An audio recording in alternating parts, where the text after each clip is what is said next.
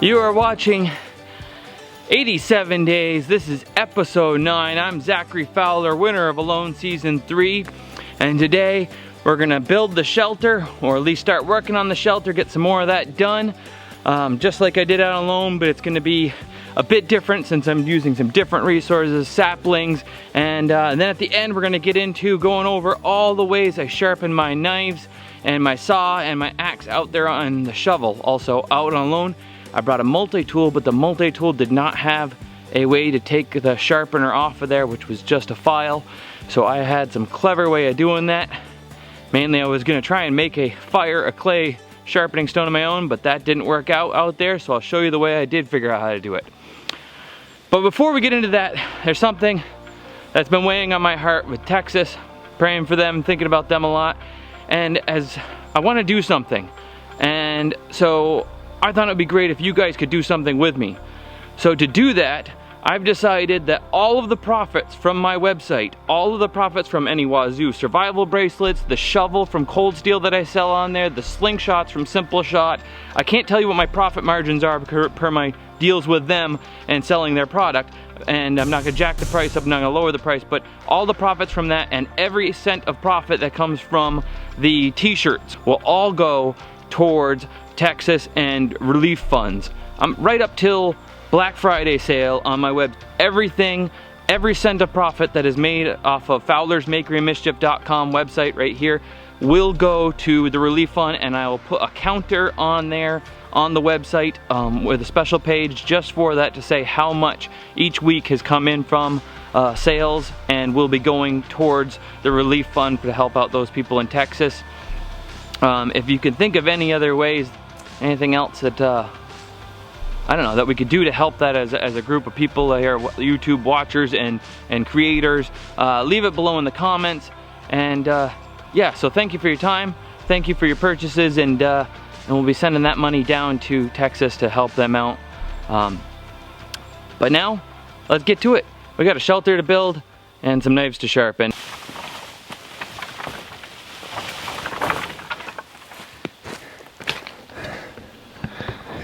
So, I'm bringing all this stuff back, all these sticks back. And out there in Patagonia, I made one of these too. I use this for carrying my big bundles of sticks. It's very useful. Out there I used paracord. Here in Maine, I like to use this webbing. And see if I can get a close-up for you. And you see it in detail there. It's a webbing that they use in the boat yards for shrink wrapping boats. You can see it's got a row of fibers and then a zigzagging fiber back and forth tying it all together. And this is very strong. It doesn't have any stretch. I don't know how many strands it is altogether. I'm guessing it's somewhere in the upwards of 10 plus the zigzag fiber. So if I were to choose my own line that I brought with me out on Alone, and I was allowed to choose, I would have chose this. And so when I'm at home here, I pretty much use this for everything. It has no stretch. 3 strands of this woven together. I have a tow rope in the back of my truck I use for towing people out of snowbanks with this. And the fibers, unlike paracord, when you strip them down, the inner fibers out of this thing, and you make a knot in it, like for a fish line or making a net out of it, or anything you make out of it, the knots don't come undone. You can get them undone, but unlike paracord, they don't just loosen themselves automatically. But I basically just made a half inch around the stick, and I have a loop here, and you just, you know, run the stick around any giant log you want to carry and cinch it up around it, and then you could drag your pile of sticks like I just did there, or a giant log. And out there in Patagonia I used it to drag 8-inch dead wood that I cut from a hillside down the hillside to where I'd cut it into 4-foot lengths, and then I put like 3 of those in my backpack and hike that football field distance back to my shelter where I bucket up into firewood. That kept me warm. So I've been using that, and I think you probably already, if you noticed, I haven't been using my big saw that I brought with me on Alone. I found that here in Maine that cutting the bamboo was easy with the shovel, and cutting these sticks is fairly easy with the shovel, but I don't want to leave these big stumps on my property. I'm trying to cut them as low as possible, and I can really rip through this hardwood really quickly with this silky saw. And this is, I don't know which one this is, but it's a big one. And I bought this, not sure when I went out to Patagonia whether I was going to use this as one of my 10 items or the other saw. And I went with the other one. I still think that's the best choice ever. But I think here in Maine, I would probably choose this with the Japanese teeth. And yeah, so let's get to building. Ah, that never gets old. So it's been a little while since I've been working on this. Been a lot going on. Ended up doing a bunch of interviews with people from, you know, the other shows and stuff. And big sticks. I've cut a lot of sticks and I've been working on it behind the scenes during that time, prepping up the materials so I could build it all as quickly as possible. And I've come up with some things that I'm gonna do differently this time.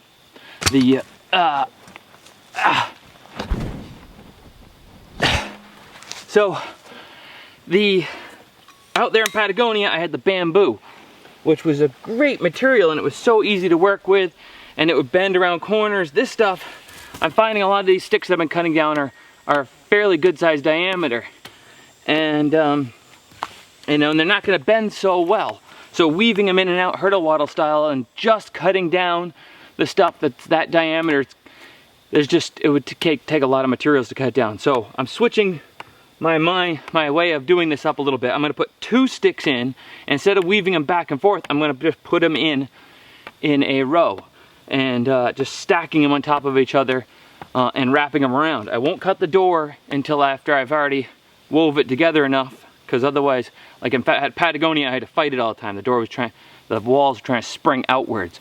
So I'll cut the door after it's already come around, and that way the door, make the threshold up a little higher too and step out of the shelter.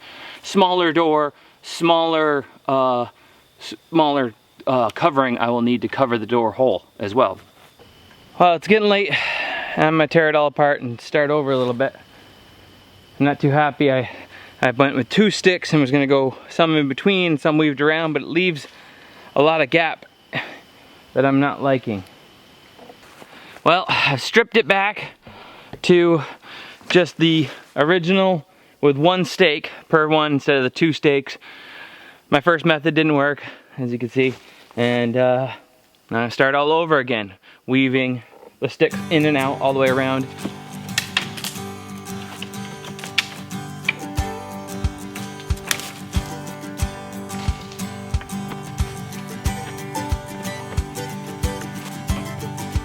The plan is I'm just gonna work a series of sticks in all the way around, weaving in one direction, and then when I get all the way around, made 1 layer, then I'll go around the poles on the opposite side, creating that basket effect.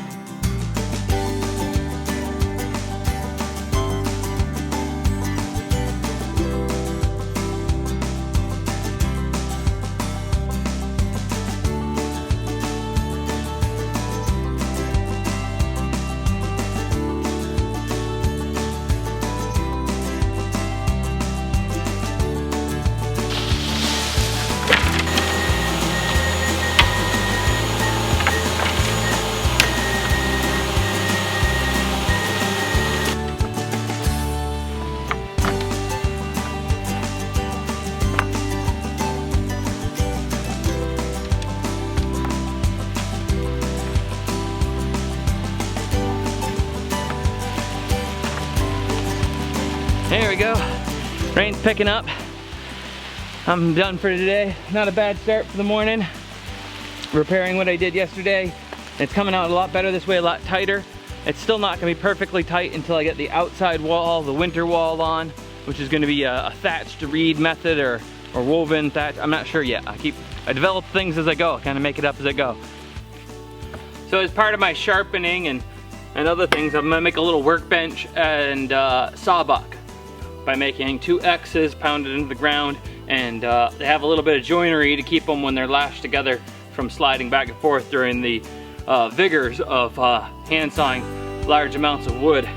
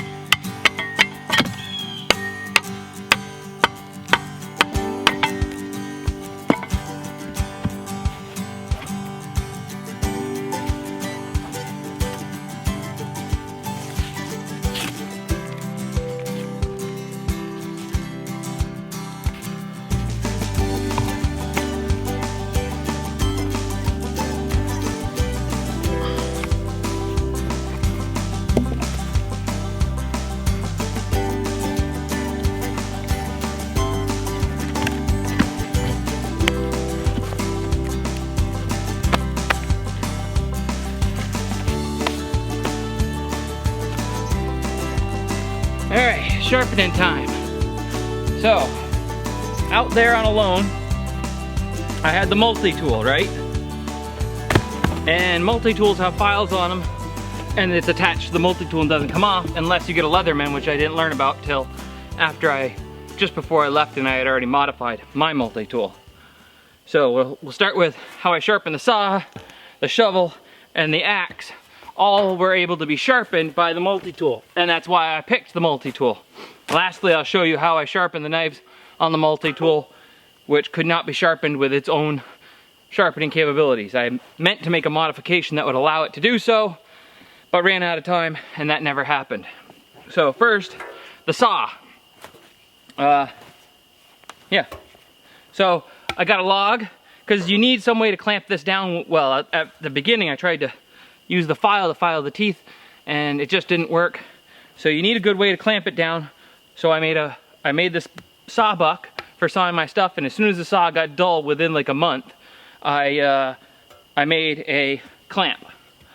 And to do that, I just simply cut a piece of wood like this and made it into a saw clamp. And oh, there we go. You get far enough that the saw starts to pinch, and then your sawbuck is ready, or your saw vise is ready. Put your saw in there like so. Add a piece of loop of line here. I put it around my log. And then I got a stick that goes through a loop down here at the bottom. It's a foot treadle. See that? So now when you stand on the foot treadle, it's good and locked. When you let up, she'll slide. And you step on the foot treadle, take the file of your multi-tool, like so. And then it's just a matter of taking your time and filing each one of those teeth. Wow, you hear that sound difference towards the end? That was the sound of it like being finished sharpening, as that sharpening goes towards the cutting edge. And no wonder I never saw any animals in Patagonia. Man, do that once a week, it's enough to scare anybody away. This file managed to file the teeth the whole time I was there, but it's kind of on its way out. So like that last sharpening that I did was all, like you gotta get it just right to get that to work. One last,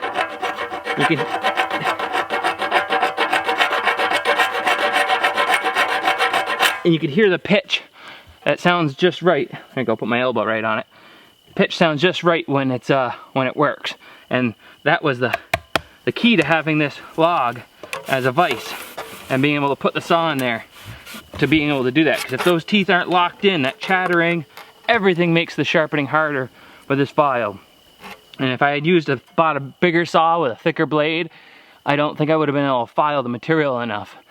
It was just the right amount of file per thinness of stamped out saw that the two worked together. Anything else, and I would have been up a creek.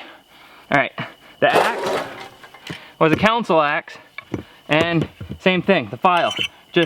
And actually half the time I would just kind of lap it out a little bit on a rock and stuff, but I used it so very little. I only used the blade to chop down the big trees, which and then I would buck them up with the saw. So I only ever really worked on it once or twice, just the littlest bit, and the rest of the time it just stayed sharp the entire time. And then we have the shovel. The shovel I would take and into the end of my sharpening thing here, and simply take the file once it's whacked in there good. It was the same thing. It was just get the file at the right angle and work it. When you have that right angle, you're just cutting enough that you're sharpening the edge of it. You see that new sharpened edge showing up all along it as you're doing it, and you hear the sound and you feel the shavings coming off of it. But it took a lot of pressure towards the end. A lot of pressure. That file gets used up. And so I'd sharpen right-handed wise, this edge here always cuts really well. Something about the curve this way and everything. This way, it tends to try to glance when you should cut stuff with it a little bit. And so I saved this edge for whenever I was whacking something in the dirt. So I'd sharpen this edge and this bottom and stuff once a week, and this edge every day. I would give it a little light pass to keep it razor sharp. So whenever I was doing anything with a bamboo or cutting anything, I could use it in my shelter for shaping, roughing out my spoons that I made, all the stuff I carved roughly originally with the side of my shovel. So, all right, now, so the knives. I had 3 different knives on here. The spoon gouge, the regular knife that came with it, and where is it? There it is. And this chisel, I sharpened the whole edge down, which became like an X-Acto knife I was able to carve with, and I was able to carve all the wizard staff and all the symbols into it, and the spoon gouge. So I had 3 knives on here that I kept sharp daily. So to do that, we got to go get some mud.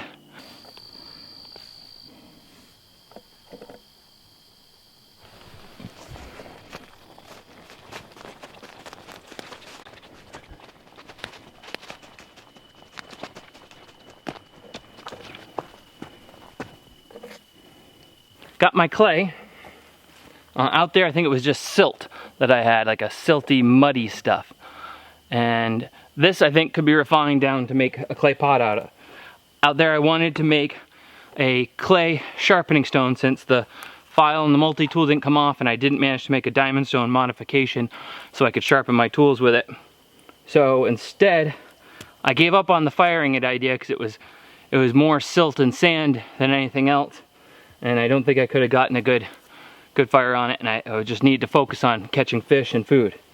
So I just simply broke off a chunk of that stuff I had dug up, and like this, and I rubbed it on the end of the log. Very simply put, I'm basically making like a wet clay, sand, whatever. I had multiple grits on 2 different logs, you know, sharpening stone that I simply just lap my knife out on the end grain of the wood covered in clay. And it took a while doing it like this, but lapping it out back and forth, I could bring the knife to like a razor edge. And well, it was already sharp when I started, but man, it works awesome. Take a saw, cut any piece of wood in half, take the end grain and rub it with whatever grit, you know, sand or clay you want to either fine, very fine silty stuff, or a clay, and boom, you got yourself a sharpening stone. And work your knife back and forth. This worked exceptionally well too, the can opener that was turned into the spoon gouge, because of its round nature, the softness of the end grain of the material, to work this like this, and then to take a smaller stick and just work some mud on the inside, kind of flicking up and away, or with my finger, just to like polish that thing to a razor edge again, so that I could keep making my spoons. That's how I was able to make like 200 spoons, and sitting there whittling away every day, something to do in the evenings to keep myself busy. And so there you have it. My trick to sharpening stuff is nothing more than rubbing a little mud or clay or silt or sand on the end grain of a piece of cut wood, and then working your blade back and forth patiently. Very easy. Maybe one of these days I can actually fire up the primitive, get the primitive kiln built, and again, and make some the ones I meant to do out there on alone, and see if I can't turn some of this into a harder, finer sharpening stone. So yeah, that's it for me. I hope you've enjoyed this video. Subscribe and stay tuned for more videos like this, and we'll get the shelter going here. Been pretty busy with the family lately, so I haven't got as much of the shelter done as I want to, but we'll get her done and be spending some overnights soon, and some winter overnights, and a couple nights in a row here as things go on. So thanks for watching. Fowler out.